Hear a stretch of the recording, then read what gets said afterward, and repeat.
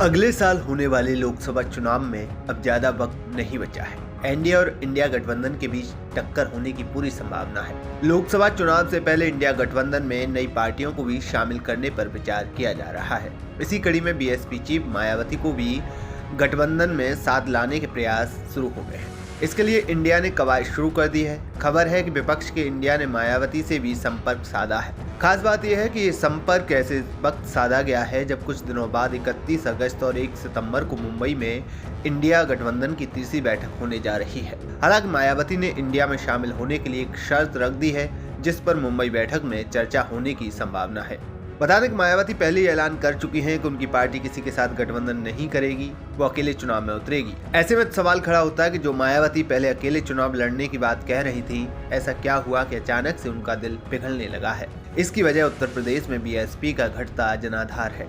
कभी यूपी की सत्ता पर काबिज रही बीएसपी आज एक विधायक और 10 सांसदों वाली पार्टी बनकर रह गई है। बीएसपी के नेता दबी जुबान में ही सही गठबंधन की वकालत करते रहे हैं, क्योंकि बसपा के सभी सांसद विधायक 2014 के लोकसभा और 2022 के विधानसभा चुनाव में देख चुके हैं। 2014 में बसपा का खाता भी नहीं खुला था, तो वहीं 2019 चुनाव में केवल 1 सीट मिली, जबकि गठबंधन का फायदा उसे मिलता रहा है। 2019 लोकसभा चुनाव में जब उसने सपा के साथ गठबंधन में चुनाव लड़ा तो वो 0 से 10 सीट पर पहुंच गई थी, लेकिन चुनाव के बाद बसपा ने सपा से नाता तोड़ लिया। अब एक बार फिर से मायावती ने गठबंधन को लेकर संभावनाएं तलाशनी शुरू कर दी है, तो वहीं इंडिया भी मायावती को अपने साथ लाना चाहता है। दरअसल बसपा एक केडर बेस्ड पार्टी है। SC/ST बसपा का वोट बैंक माना जाता है। यूपी में सपा का 13% वोट शेयर है।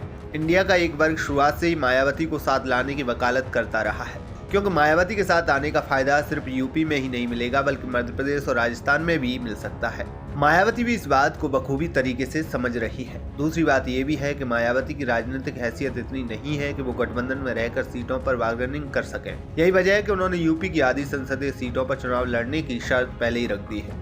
हालांकि अखिलेश यादव मायावती को इंडिया में शामिल करने के पक्ष में नहीं है, लेकिन कांग्रेस चाहती है कि बसपा हिस्सा बने। मुंबई में होने वाले विपक्षी दलों की बैठक में कांग्रेस से बात रख सकती है। अखिलेश और जयंत चौधरी की राय ली जाएगी। सपा और आरएलडी तैयार हो जाती है तो फिर बसपा विपक्षी गठबंधन का हिस्सा बन जाएगी, लेकिन सीट शेयरिंग का फार्मूला फंस सकता है।